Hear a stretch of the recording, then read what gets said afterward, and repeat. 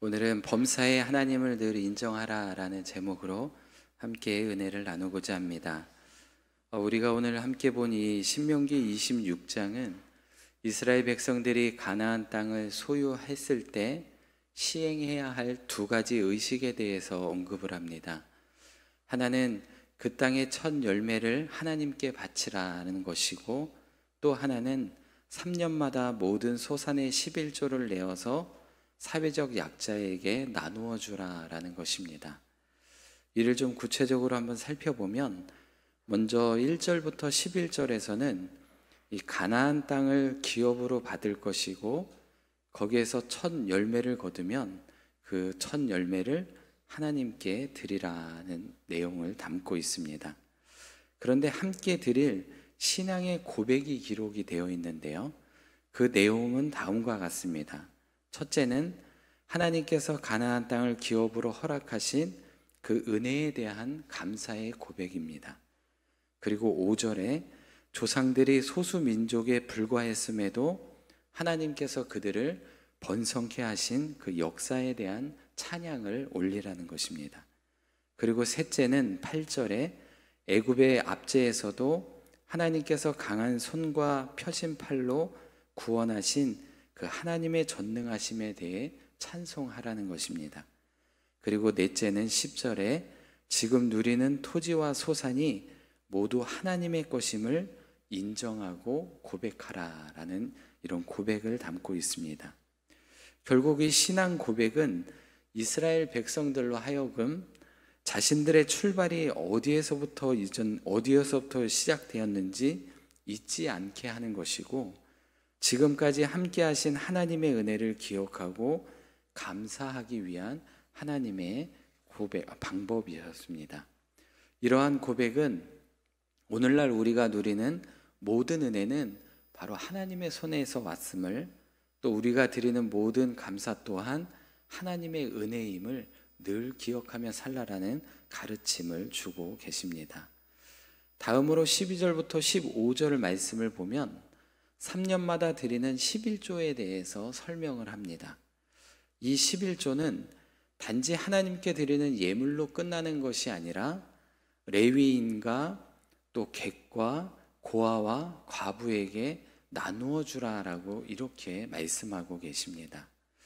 특히 하나님은 이 11조가 다른 목적을 위해 사용되지 않아야 한다는 것을 아주 명확하게 말씀해 주고 계십니다.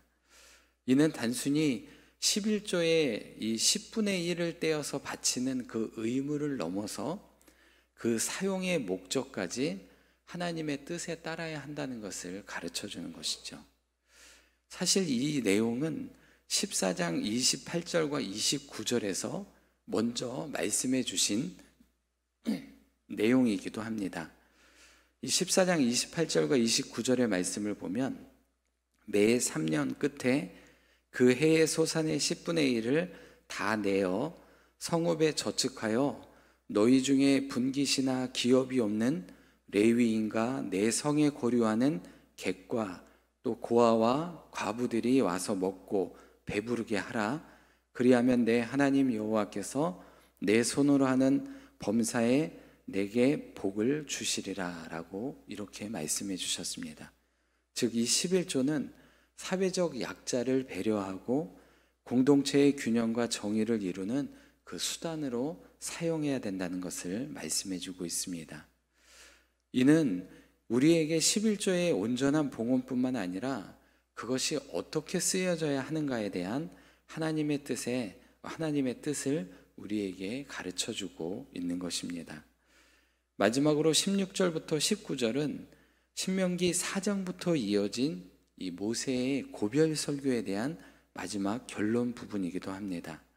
모세는 여기서 두 가지 중요한 사실을 언급해 주고 있습니다. 첫째는 인간이 하나님에 대한 태도입니다.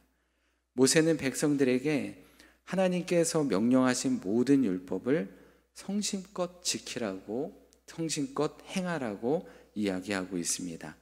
그 이유는 바로 율법을 주신 하나님이 우리의 하나님을 인정하는 고백이기 때문에 그렇습니다. 그리고 두 번째는 하나님이 인간을 대하는 태도입니다. 백성이 말씀에 순종함으로 하나님을 높이면 하나님께서는 그들을 당신의 보배로운 백성으로 삼고 열국 중에 영광스럽게 하신다라는 이런 약속의 말씀입니다. 이 두 진리는 하나님께 바른 신앙의 자세를 다시금 가다듬게 하고 감사와 순종의 삶을 살아가야 함을 우리에게 말씀해 주고 있습니다. 그러면 오늘 본문을 통해 주시는 영적 교훈 한 가지를 살펴보겠습니다. 그것은 범사에 늘 하나님을 인정하며 살라라는 것입니다. 이 본문 16절부터 19절까지 말씀을 좀 요약해 보면 모세는 이스라엘 백성들에게 하나님을 그들의 하나님으로 인정하라고 강조하고 있는 것을 보게 됩니다. 그리고 그 인정은 단순한 말이나 감정이 아니라 하나님의 명령과 규례와 법도를 지키는 그런 삶으로 나타나야 한다라고 말씀하고 있죠. 그렇게 하나님을 삶으로 인정할 때 하나님께서도 그들을 당신의 보배로운 백성으로 인정하시며 모든 민족 위에 뛰어난 자로 삼으시고 거룩하게 하신다라고 약속해 주고 있습니다. 이 말은 곧 하나님과의 관계는 상호적인 고백과 실천 위에 세워진다는 것을 말씀해 주고 있는 것입니다. 이스라엘이 하나님을 인정하고 순종하면 하나님도 그들을 인정하고 복을 내려주시지만 반대로 하나님을 부인하고 외면하면 하나님도 그들을 인정하지 않으신다라는 뜻을 말하는 것이죠.